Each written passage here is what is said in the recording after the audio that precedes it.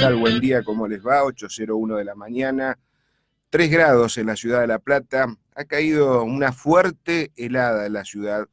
Ya se empieza a notar el invierno. Y va a ser así, durante varios días, varias semanas, hasta que llegue la primavera.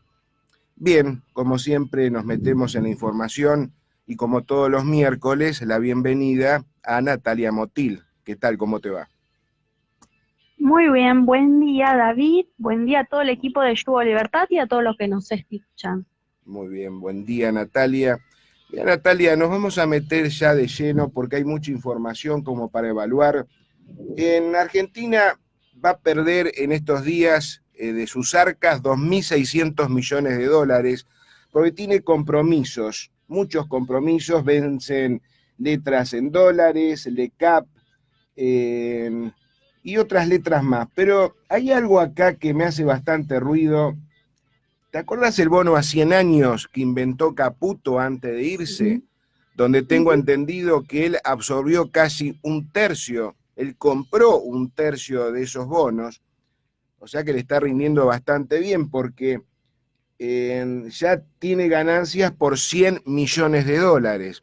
La pregunta es, primero, ¿se pueden en un país serio, se pueden hacer estos bonos a 100 años endeudando a una república de esta manera y con estas ganancias exorbitantes? Y la otra pregunta, seguramente hay bancos detrás de todo esto, ¿no? Sí. Sí se ha hecho en otras partes del mundo, como por ejemplo, y no países desarrollados, sino en realidad se dan en aquellos países que les cuesta, están en desarrollo, les cuesta, tienen crisis financieras, etcétera. Digamos, es un soporte, una herramienta más de endeudamiento. Eh, yo estoy re en contra como economista.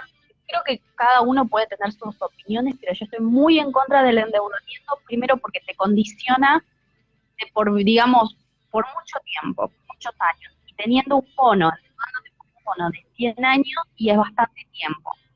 Ahora bien, vos podés endeudarte para eh, tratar de resolver los problemas estructurales que tenés, como por ejemplo, ¿no? Desarrollar la estructura productiva, expandirla, hacer las reformas que hay que hacer. Sí, en ese caso te puedo llegar a decir, sí, realmente hagamos, utilicemos todas las herramientas del mundo que tengamos en nuestras manos para poder solventarnos o apoyarnos cuando nosotros hagamos en este periodo de reestructuración. Ahora bien, si vos estás tomando esto y no estás haciendo absolutamente nada, igual, yo la verdad es que me quedo con mucho miedo, digamos, en el sentido de, mira, la Argentina está igual que antes, eso sí, no estamos en una crisis profunda, pero estamos muy mal. Hace 10 años que no crecemos, estamos en reiteradas recesiones, ya hay 5 recesiones en los últimos 10 años. Si PBI per cápita desde el 2009 que no crecemos tampoco. Entonces, me da mucho temor hayamos tomado ese caudal de deuda por tantos años no habiendo hecho nada, porque en los otros casos del mundo, como por ejemplo México, sí se lo tomó en su momento ese bono a 100 años, pero haciendo un cierto tipo de reformas, o sea, tratando de resolver los problemas. Y eso no se está dando en nuestro caso. Entonces, y con esta tasa de interés, o sea, el único que termina ganando, porque la verdad, en algún momento se lo va a tener que pagar, y eso, ¿de dónde va a salir? Y de nuestros bolsillos. Y la gente lo sabe, porque digo, no van a salir de los bolsillos los políticos que tomaron esa deuda, sino que van a salir de los bolsillos de la gente que ya está, o sea, agarrotada, digamos, porque ¿qué es lo que te implica que vos en algún momento vas a tener que pagar esa deuda en términos ricardianos? Que vos en algún momento vas a tener que aumentar o incrementar los impuestos. Y incrementar los impuestos, ¿qué significa para un individuo común? Bueno, que nosotros vamos a tener que consumir menos, o sea, y que si consumimos menos tampoco podemos ahorrar, o sea, esa parte se la va a quedar digamos, el que tomó esa deuda, este bono a 100 años. Eh, ¿Qué es lo que nos va a pasar? Nuestro bienestar va a disminuir, entonces nosotros vamos a estar peor. Hoy estamos peor y en el día de mañana, 100 años, también vamos a estar peor, o sea, ya es algo, una historia que ya sabemos el final de esta. Entonces, te estaba diciendo, ojo, porque algunos bancos no se están beneficiando con esto, pero sí hay un negociado bastante importante con todos aquellos que tomaron, digamos, este tipo de deuda, porque realmente es el costo de haber tomado, digamos, de estos bonos son muy chiquitos y las ganancias son exorbitantes. Pero ¿por qué sucede eso? En general sucede en aquellos países que están estructuralmente mal. Entonces, tasas de interés, eh, todo, el riesgo país, etcétera, se te incrementa. Entonces, o sea, vos para ir a los mercados y pedir que te presten plata, los requerimientos son mucho más grandes que, por ejemplo, en a países más estables financiera y económicamente como Estados Unidos. Por eso siempre nos medimos, por ejemplo, cuando hay riesgo país, etcétera, que eso es un determinante clave en cuando vos necesitas tomar deuda, cuánto es que la tasa de interés que deben pagar los bonos soberanos en relación a los bonos del Tesoro norteamericano, y siempre vemos una diferencia, por ejemplo, del 10%, y eso es terrible. Sí, sí, vos mismo mencionaste las ganancias exorbitantes recién. Y yo más o menos estaba sacando ahí cuentas a vuelo de pájaro. Calculale un promedio de acá a 100 años como base, estamos hablando de 100.000 millones de dólares, Natalia. Estamos hablando prácticamente de un tercio de la deuda externa que tenemos, porque son de 300.000 millones de dólares. O sea que eso se suma que no vamos a poder pagar nunca en nuestra vida, ni nuestros hijos, ni nuestros nietos, la deuda externa que tenemos.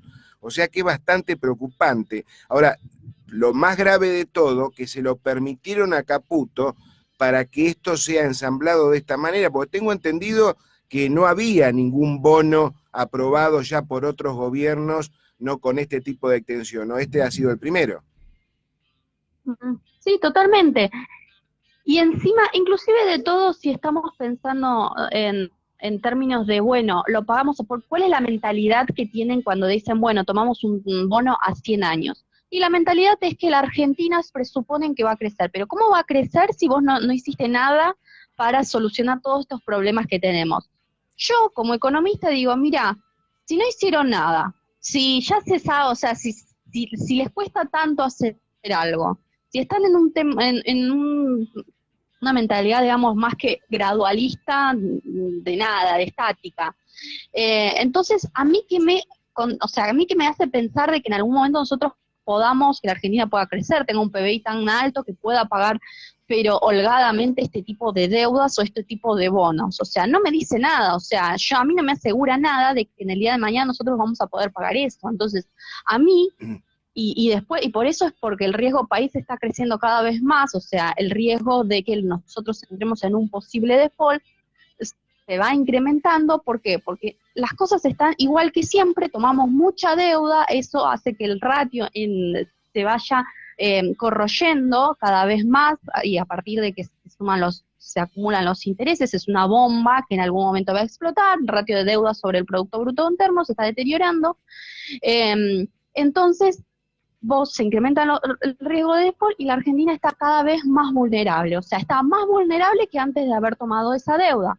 Porque, ojo, muchos economistas cuando dicen, sí, está bien tomar deuda para hacer algo, está bien, pero acá no se hizo nada. Y si vos tomás deuda por tomar deuda, lo único que estás haciendo es y eso lo saben creo que desde el CBC, cualquier economista que haya estudiado 5 años la carrera, que es una bomba de tiempo, es un círculo vicioso que no te deja crecer, digamos.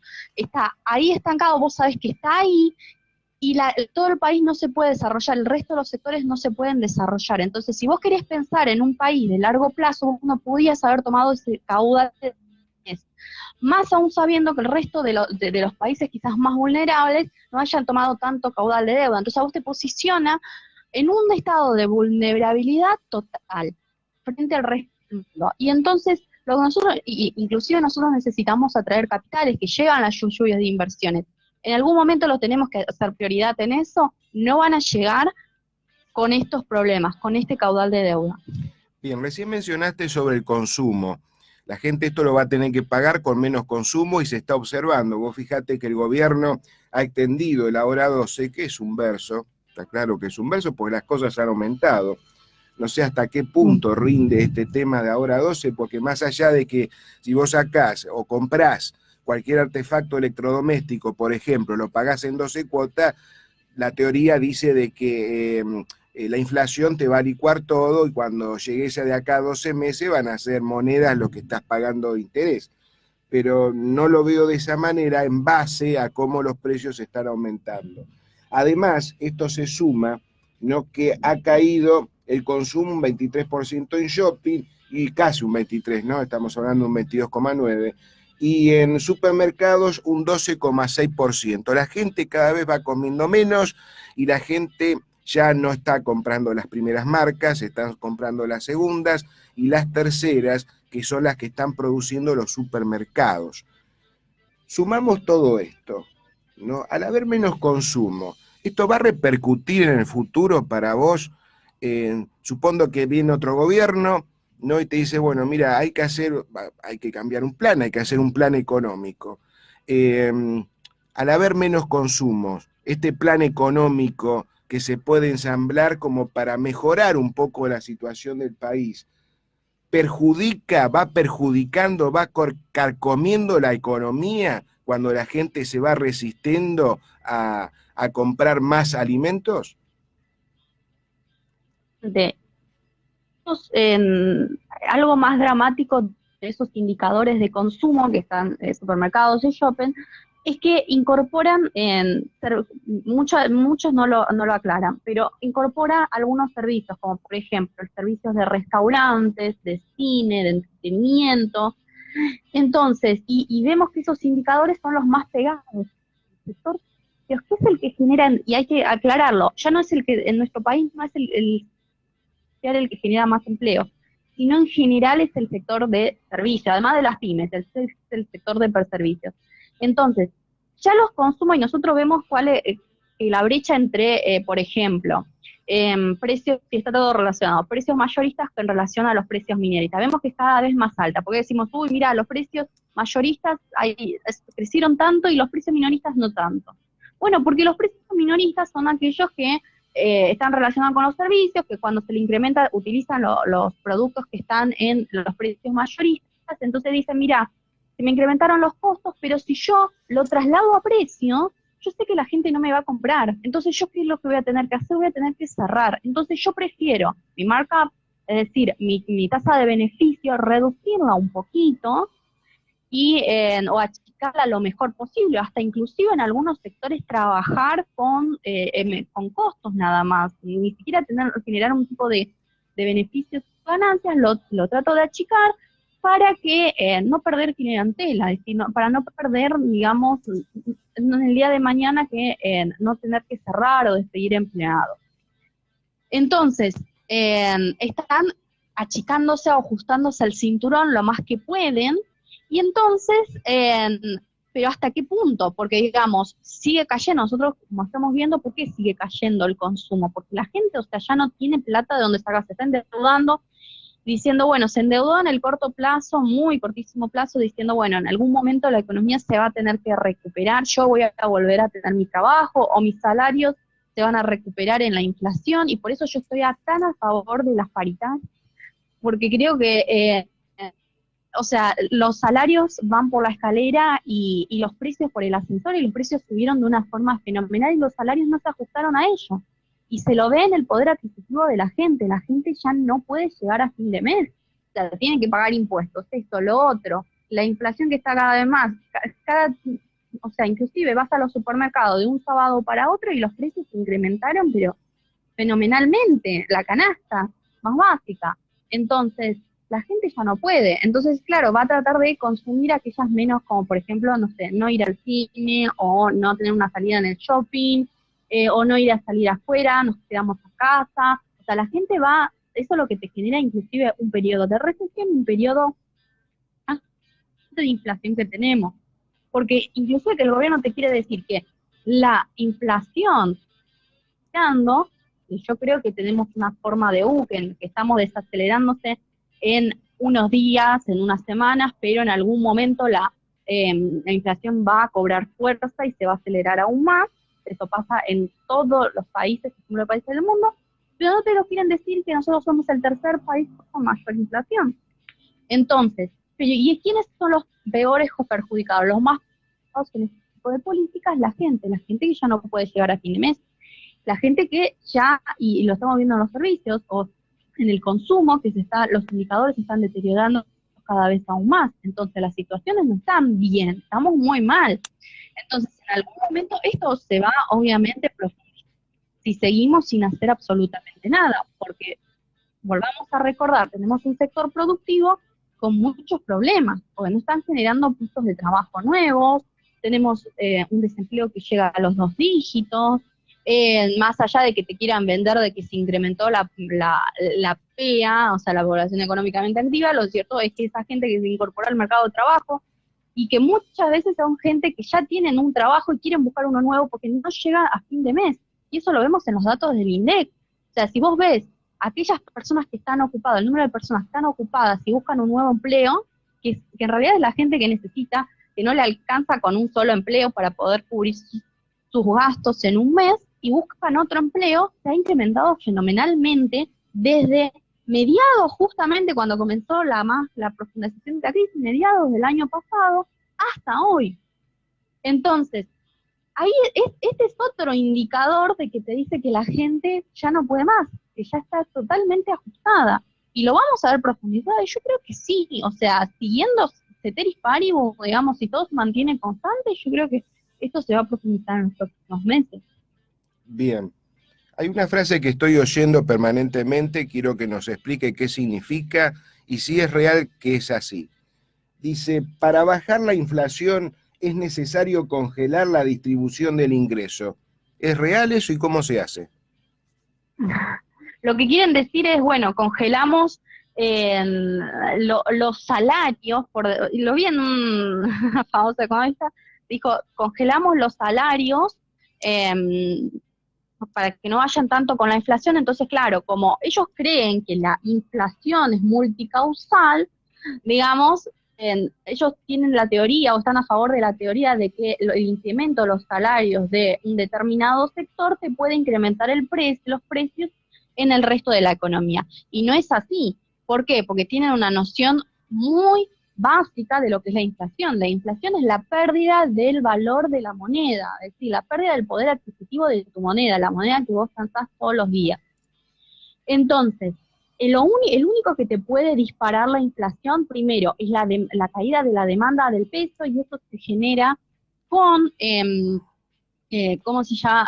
Esto se genera, digamos, la caída de la demanda de peso es por la desconfianza, que la gente no quiere el peso de tu moneda.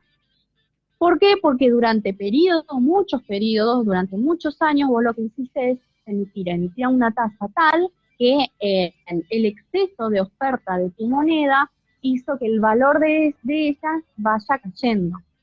Entonces, vos ahí tenés, o sea, las causas de las inflaciones. Entonces, obviamente, revirtieron un poco más allá de que yo estoy convencida de que no se dejó de emitir, digamos. Primero que vos no podés borrar toda la emisión que vos hiciste antes, entonces no va a ser fácil bajar la inflación, porque ya corroíste tanto el valor de tu moneda que ya llega a un punto en que dice, ya no quiero más pesos la gente.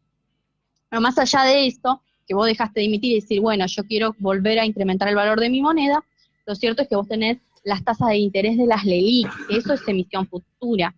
Entonces, y eso la gente lo sabe. Entonces, tenés ahí un problema con el valor de tu moneda. Y por el otro lado tenés la caída de la demanda, la tenés que recuperar, pero como dándole confianza a la gente.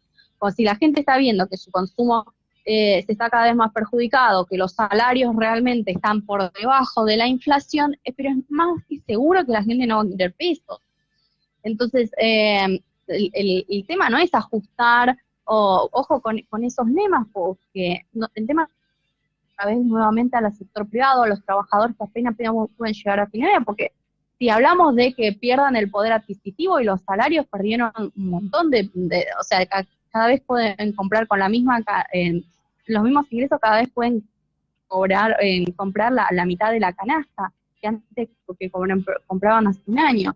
Entonces, ahí tenés un problema fenomenal, pero eso solo se puede generar, o solo podemos salir de eso, podemos bajar la inflación reactivando, digamos, en algún momento la economía, porque estas tasas de interés altísimas, etcétera, te están matando la economía. Vos tenés que reactivarla de alguna forma, con alguna política, para que vos digas, bueno, la inflación se va a desacelerar, o podemos ver una tendencia hacia la desaceleración de la inflación.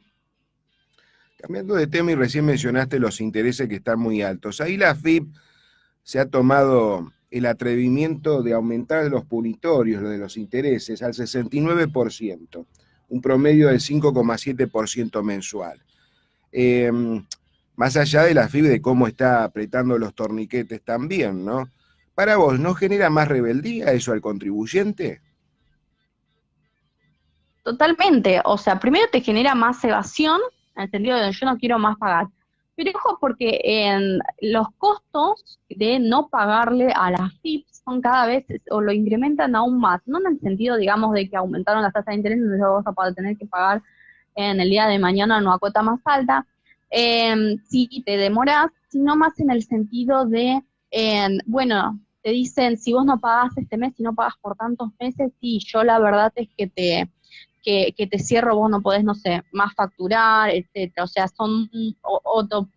te lo suspenden, y para volver a hacer todo el trámite es totalmente engorroso, te lleva meses, y vos después estás en una encrucijada. Y hay también mucha persecución, decir, en el sentido de, bueno, te mandan muchas cartas de intimación si no las llegas a pagar, etcétera. Entonces, creo que en realidad es aumentar las tasas. Yo creo que es una política de miedo. Y yo creo que el fisco es una especie de lo que era antes, digamos, o de lo que era la represión, porque digamos, y, y ahí es cuando dicen, bueno, defienden todos la democracia, etcétera, digamos, sí, estamos en un sistema democrático, supuestamente indirecto, pero vemos que la gente tiene más miedo, la gente ya no puede accionar libremente. ¿Pero por qué sucede eso? Y bueno, porque tenés estos mecanismos de recaudación, que en realidad es robo de los ingresos, porque uno trabaja por mes y se esfuerza tanto y trabaja 8 horas y tiene esto, lo otro, a veces no duerme, y tiene que hacer esto, tiene que terminar un trabajo, un informe, y cobra ese sueldo por mes. Y vos ves cómo el fisco te saca en todo el ingreso, casi todo el ingreso, porque la verdad el 60% se al Estado, y vos decís, pero la pucha, o sea, ¿es justo? No, no es justo. Y dice, bueno,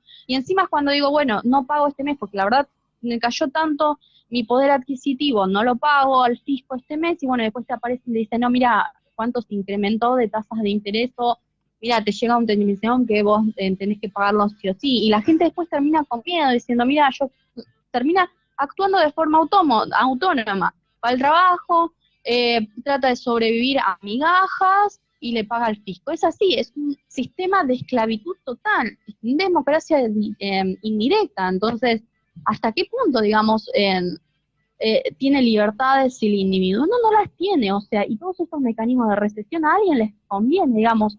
Y hubo escuché a un economista que Liberal hace poco, que sacó una nota diciendo, mira, la inflación es un mecanismo para robar a los pobres, para reprimir a los pobres, y totalmente, porque si vos que realmente quisieras sacar esa masa de la pobreza, que ya casi estamos todos bajo el umbral de pobreza en nuestro país, vos harías algo, harías algún tipo de política. Pero este gobierno está haciendo, y la excusa de que no, yo la verdad es que no puedo hacerlo porque no tengo el aval de todos, bueno, ninguno tuvo mayoría, ningún gobierno, pero no por ello nuestra historia dejaron de hacer las cosas. Aquellos que no quieren accionar, etcétera, son los que no están preparados quizás para gobernar en ese sentido. Y si no están preparados para gobernar, y bueno, que no nos sigan reprimiendo, que no sigan robándonos, que no sigan nuestro valor o nuestros ingresos, que no nos sigan cayendo aún más con esto. Bien, vamos a meter un poquito en la parte política. Acá el gobierno ha estado vendiendo humo en estas últimas horas diciendo que quería anular las PASO.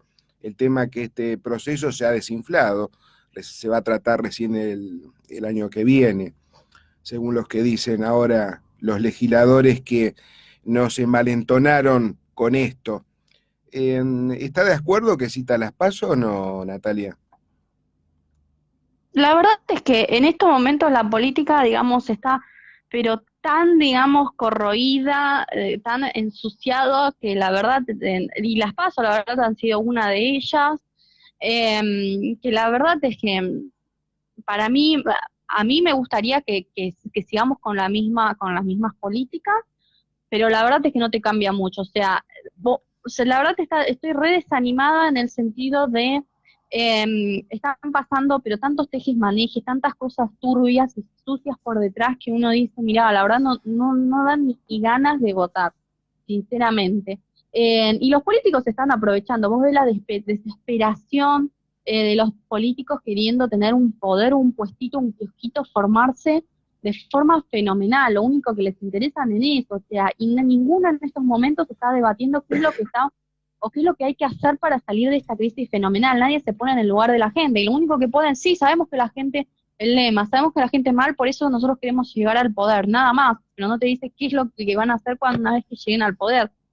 Eh, Desesperados, haciendo colisiones, están tratando de, no sé, de alguna forma eh, ganar, o el gobierno inclusive se ve totalmente desesperado por reelegirse, nos están infundando el miedo de que vuelva a CFK, están usando cada maniobras cada vez más sucias y no se están poniendo en el lugar de la gente, y eso me parece horrible, porque la verdad es que la democracia, y sobre todo en la Argentina, está cada vez más corrompida. O sea, ya antes la democracia era un instrumento, digamos, más para que la gente, para que pueda haber una organización social, para que se puedan garantizar las libertades individuales, los derechos de propiedad, pero lo único que estamos viendo en nuestro país es que se ha utilizado para cumplir sus objetivos, para cumplir los intereses personales de ciertos individuos. Entonces, en nuestro país termina, es como durante la Edad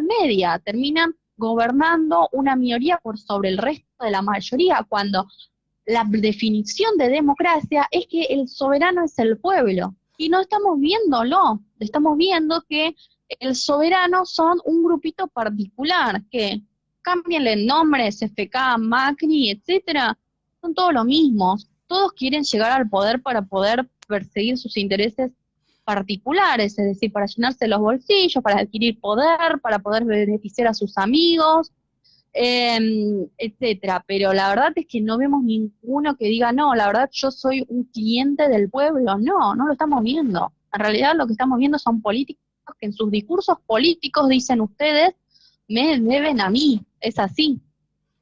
Sí, la verdad que bastante triste, ¿no? Tétrico y endémico, eso es lo más grave de todo, porque ya hace años que no escucho ninguna plataforma política que debe tener cada partido. Me refiero a que antiguamente el partido se iba a comprometer en desarrollar tal y cosa, hacer caminos, dragar canales, dragar ríos para que no se inunde la llanura pampeana y el productor pueda producir como corresponde. No, nada. Nada, solamente como decís vos, ¿no? Hay muchos intereses creados y se habla mucho, y eso es lo más triste de todo, de la prostibulación de la política. Es increíble, cuando yo Sí. escucho esa palabra de muchos periodistas en los medios, la verdad que me da bastante escalofrío, porque si ya es prostibularia la política actual, imagínate cómo esto va a avanzar de acá a un lustro solamente, ¿no? Y la cosa está mal, porque me estoy dando cuenta que a cada político cualquier parada le viene mejor, ¿no? Le viene bien, le viene Sí. mejor y le dan para adelante, y eso es pero terriblemente lamentable. Siguiendo en este tema, mira, he estado escuchando acá muy enojado a este periodista Pablo Rossi diciendo que ha hecho alguna nota también refiriéndose al tema de la política con el título La muerte de la política. Y lo mismo ha escrito más o menos parecido, pero ya con otro título relacionado a esto, González Solá. ¿Vos creés que los partidos políticos han sido aniquilados? Sí, totalmente. O sea, Tenemos en estos momentos en la Argentina unos grupitos, y estoy segura, unos grupitos que están manejando prácticamente todos sus intereses, tienen un poder de lobby, y la verdad es porque el esquema político está configurado de tal forma de favorecer a aquellos que son corruptos, a aquellos que son mafiosos, a aquellos que lograron su kiosquito, a aquellos que no quieren soltar su kiosquito, porque la verdad es que están tan cómodos con sus lugares, digamos, están tan desesperados por ganar unas elecciones, etcétera, que no les importa nada, que tener su historieta en el Estado, que no les importa nada, que no les importa traicionar sus ideales, que no les importa eh, abandonar o traicionar todo aquello por lo que supuestamente están luchando, con solo que no les saquen el kiosquito, digamos, sus intereses particulares. Y los partidos, y lo vemos con los partidos políticos, la verdad es que están tan, encima los más avejentados son los que tienen más turbulencias aún todavía. Están tan ensuciados, lo vemos en estos momentos, con muchas coaliciones, ¿no? Me uno a Macri, aunque yo me postulé para ir en contra de Macri. Esto la verdad es un estado de mediocridad terrible que tenemos en la sociedad, la gente apoyando a este tipo de grupos. Primero se postulan para tener una alternativa, para tener una solución, y después forman una coalición con el mismo partido que estuvieron en contra. Una mediocridad, una falta de ética, una falta de responsabilidad con la gente, toda la gente comprometida, con toda la gente que va, y la gente como que, hay algunos que están tan pero empecinados, como en la Argentina tenemos el problema de que todos lo vemos como un Boca River, de si estás en este lado o estás en el otro lado, entonces nos agarra el fulgor, entonces diciendo, no, como yo ya estoy en este partido, más allá de que este partido la verdad me está traicionando a mis ideales, yo me quedo en esto luchando a favor de esto, y toda vez que en realidad están tratando, se pelean en las redes, sobre todo en las redes sociales, en las calles, qué sé yo, con otros solo porque quieren hacerlo, pero no están debatiendo realmente las propuestas o los ideales que tiene ese partido, o si realmente ese partido los representa. No, lo ven como un Boca, pasan sus tiempos viéndolo como un Boca River. Poca construcción, poca, digamos, introspección por parte también de los individuos que se dejan manipular fácilmente por personas que la verdad son de carne y hueso, no tienen absolutamente nada especial, y si encima se postulan para defender la mayoría, porque yo no creo en aquellos lemas que dicen, yo defiendo el bien común, yo estoy totalmente en contra de esto, porque no hay gente que defienda el bien común, uno puede, digamos, perseguir, cada uno, todos los individuos persigue sus, sus intereses particulares. Si es de esos intereses particulares uno satisface, digamos, algún bien común, bueno, es una casualidad y está todo bien, es una coincidencia. Pero eso no deja de significar que una persona, que el individuo sea egoísta y que persiga sus intereses personales. Entonces me da mucha bronca que, digamos, lo pongan en un pedestal a aquellos que, dirigentes de aquellos partidos políticos que se crean superiores al resto, digamos, porque lo mismo en Macri, o sea, están totalmente omnibulados por su presencia, porque supuestamente nos sacaron de las épocas kirchneristas, y es una persona de carne y hueso que se está haciendo su negociado por detrás, que no existe ninguna diferencia con el resto, que es un político más, que lo único que buscan son, digamos, adquirir más poder, beneficiar a sus amigos, y ya está. Digamos, y la gente eso no lo entiende, y la gente se deja manipular tanto, digamos, están ya de forma autónoma, y yo no sé si es porque realmente estamos tan mal en situación económica que ya no podemos pensar o reflexionar de forma profunda, que digamos, o son las redes sociales, que la verdad es que estamos tan metidos en ellas, que la verdad es que nos sacaron la capacidad de, no sé, de hacer algún tipo de raciocinio, etcétera, o no sé, porque la verdad es que veo gente que está, ve todo esto y le parece normal, y la verdad a mí me da mucha bronca, porque digo, mucha, digamos, es bastante tétrico. Sí, la verdad que sí. Lo más preocupante que la palabra felonía ya es muy común en la politiquería argentina. Yo me acuerdo hace muchos años atrás, habrás escuchado el doctor Borocotó, cuando fue legislador, que vino la famosa borocotización. Eso se refería a que Borocotó se pasaba, ¿no?, de un bando a otro, cruzando charcos como si tal cosa. Y se armó un escándalo impresionante, hablando de traiciones. etcétera. El tema que la borocotización fue avanzando en la Argentina y ya es un caramelo común que lo puede llegar a masticar cualquiera que está metido en este chiquero de porquería llamado politiquería, ¿no? Acá lamentablemente la política, bien entre comillas, en mayúscula, la política está muy ensuciada por la politiquería. Y vamos a tardar muchos años para cambiar esto, pero muchos años. Cambiando de tema, Natalia, hiciste una nota bastante interesante, el eslabón perdido que llevó al fracaso a un sistema financiero perfecto. Contame cómo manejaste esta información. Obvio que acá hay pequeñas reseñas históricas de lo que había sucedido en Inglaterra en ciertas épocas, pero hay algo, también coméntame si esto está relacionado, tiene algún tipo de condimento con lo que está pasando en la Argentina en este siglo XXI. Totalmente.